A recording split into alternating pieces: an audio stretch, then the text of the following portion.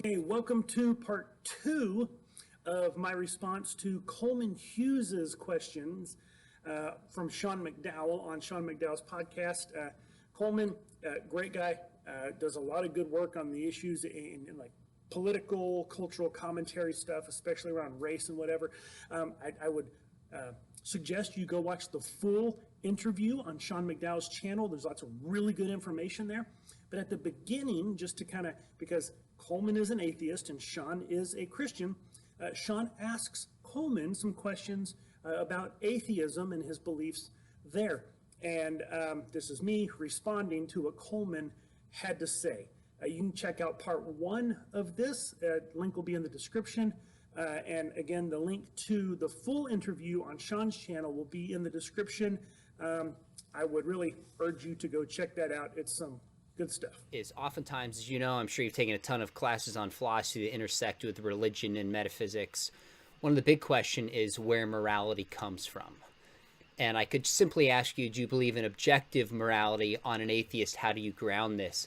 But I want to kind of approach it through the back door and ask the question, why would something like racism be wrong on an atheist worldview? Now, before you answer that, I want to make sure nobody hears me saying that I think atheists are more racist. Not my point whatsoever. You and I are talking about what's called the grounding problem. Where does right and wrong come from? Does it actually exist? Do we have moral values and duties, etc.? So that's the question I'm getting at through the lens of kind of race. So I guess as a Christian theist, I'd answer this by saying God made us in his image. We all have value, and we're called to love one another. And racism is an act of impartiality, mistreating somebody that we shouldn't treat that way. That would be like a quick Christian theist response to why racism would be wrong. And I realize that raises a ton of other questions, but how would you approach and answer that as an atheist? Yeah, so I guess a couple ways. One would be that ultimately, as an atheist, I ground questions of right and wrong in the notion of human suffering and human flourishing, which I think are concepts you don't need God or religion to understand the general shape of and to be motivated by. So that's where I would, what's good is what increases human flourishing, and what's bad is what decreases it, what increases suffering. And broadly speaking, racism increases suffering, and it definitely in the long run. And when it comes to what is the reason we should treat people the same, well, scientifically, we are all of the same species, right? People didn't understand this for a long time. They actually thought people of different races were, literally came from different branches of the evolutionary tree. But we understand that to be untrue right now, and it's illogical to treat people differently because of their skin color, and it's immoral because you are increasing the sum of human suffering in the world by mistreating someone for bad reasons. So Coleman says that God is not needed in order to understand and be motivated by the need to decrease suffering and to increase flourishing, right? That's how he defines morality. And that's absolutely true. You don't actually need to believe in God in order to be motivated to see the utility, right, in decreasing suffering and increasing flourishing. But that's not the issue.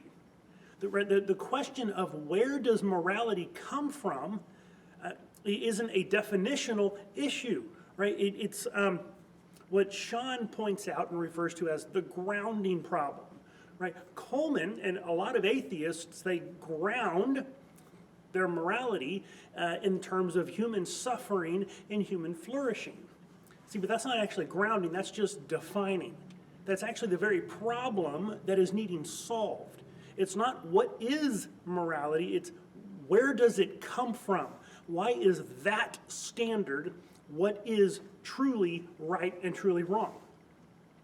See, grounding, right? It means what is the foundation of your morality, right? Human flourishing and suffering itself cannot be the ground, cannot be the foundation on which morality is built, because itself needs further explanation. Well, why is it good to seek human flourishing? Why is it bad? Why is it wrong? Why is it evil to increase suffering? You need an explanation of that, and it's not just a utilitarian explanation. That's subjective.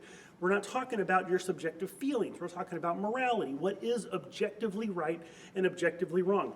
You need something underneath the suffering and flourishing in order to explain it, in order to hold it up. Think of a house, right? The question is, on what is your house built? And the answer about suffering and flourishing is pointing at the walls. Oh, well, look at these walls. We've got some great walls. They're good and sturdy and thick. Look, wonderful walls. We love our walls. Okay, well, that's great.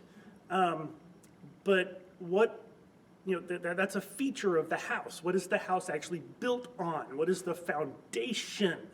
That is the question. And likewise, human flourishing and human suffering, they're not the foundation. They're a feature of the house of morality, right? So they might have some great walls, but you're still lacking that foundation. See, for the Christian, we acknowledge the reality of the existence of a transcendent sovereign creator who designed the world to function in a certain way. That is a solid foundation of morality. Meanwhile, the atheists, they don't have any such foundation, and they're left with a moral house built on sand. I think you and I would agree on the importance of human flourishing. I would look at human flourishing and say there's a God who made us and intends for us to flourish as human beings. So there's teleology and purpose built into the universe. Where does my obligation come from to care about your flourishing or somebody else in a universe without God? So where does your obligation to care about my suffering come in? Yeah, or somebody else's. Is there actually an objective moral obligation to care about human flourishing? If somebody decided they want to be like Machiavelli and the Prince and just kind of deceive for personal gain, what obligation is that person breaking? So I think the word obligation is confusing me a little here, because at face value there is none, right?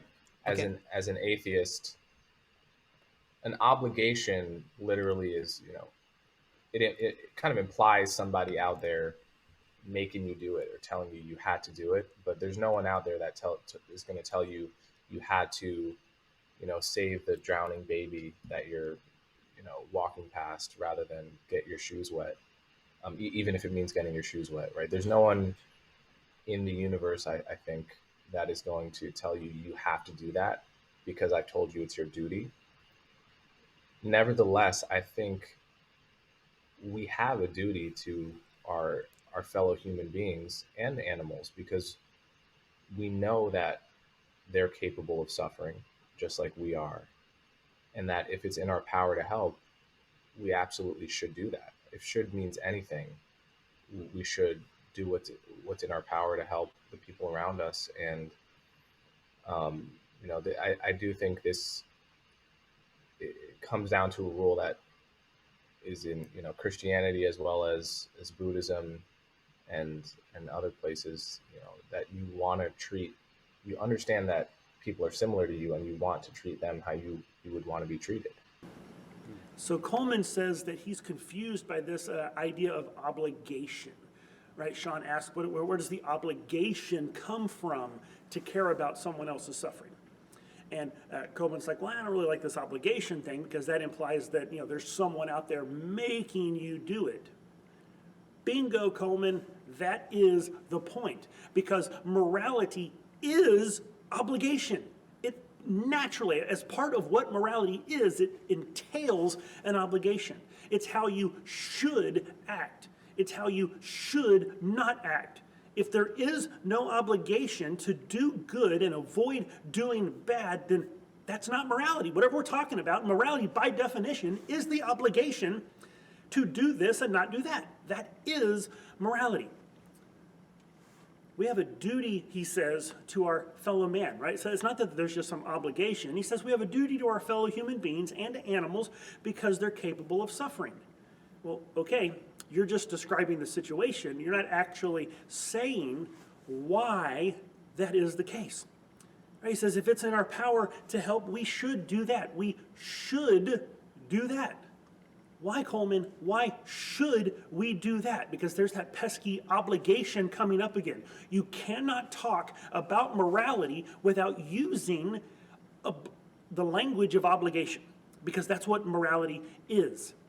Right? It's the recognition. Whenever you say, well, you should do this, you should not do that, you are recognizing the reality that there is an obligatory nature to morality. And that paints the atheist into a corner, because as soon as you say that there's something you should do or something you should not do, talk about morality, you are immediately confronted with the question of why should you? Where does that obligation come from? And as Coleman rightly pointed out, an obligation means that there's somebody out there that's making you do it, that's setting that standard. Or as the cliche Christian way of saying it is, a moral law requires a moral law giver. The fact is, morality is an obligation, and if it is an obligation, there needs to be someone out there who is creating that obligation. So one more question. You mentioned Christianity. Do you have an opinion? We're recording this around the holiday seasons, around Christmas. Do you have an opinion or thoughts about who Jesus was and why? So that's a very interesting question. I haven't done any research on the historical Jesus. Okay. But I've paid attention to what people say. There are people that say the historical Jesus didn't exist at all, probably. And that seems unlikely to me. I think it's much more likely that if I were to bet my money, if I had to bet money on who Jesus was as an atheist, I would say he was probably an extremely charismatic man that said many wise and inspiring things and developed a following. And probably many of those sayings have been, probably we only have a loose picture of who he was really because of the game of telephone that is history, where what we think he said probably kind of resembles what he said a little bit, but he was probably a wise and influential spiritual teacher who developed a following that eventually became Christianity. Unfortunately, Coleman has fallen prey to some blunders when it comes to understanding the historical foundations of Christianity and where the Bible comes from, right? He says we probably only have a loose picture of who Jesus really was because, history is like the telephone game. This has all changed so much. If you're familiar with the telephone game, that's when you sit in a line or sit in a circle and one person, whispers a message to the next person and it goes around and around and around, and by the time it gets to the end, it's changed. And people say, well, that's how the Bible is, right? Whoever Jesus really was, we can't really know because this just changed over time. But the fact of the matter is, that's just not true. That's just not how any of this has happened, right? There's not time for it to have changed. Let me put it this way. The earliest writings of Paul, the bulk of the New Testament is made up of letters written by the Apostle Paul. And those letters were written somewhere between 20 to 30 years after the crucifixion. So that's within living memory. People were still alive who saw these events. And so it's not changed over time. This is right up to it. And then you have the Gospels. Here's what's really interesting about the Gospels. The Gospels and the book of Acts are kind of you can combine them because Acts is actually the sequel to Luke. Well, there are some very important formational events in the early church life that are not recorded in the book of Acts. We know that the temple in Jerusalem was destroyed in 70 AD. And early on, the Christians still considered themselves, like a Jewish sect. And so the temple, even though sacrifices were not needed, it was still a place of gathering. It was still a place of teaching. It played a part in early Christian life. So Luke doesn't mention the destruction of the temple. We also have, in the mid-60s AD, the apostles Peter and James are both martyred, put to death for their faith. These were key figures in the church. But if you're recording a history of the church, wouldn't you record the death of your key figures? However, they're not mentioned. Neither is Paul, who is martyred in the mid-60s.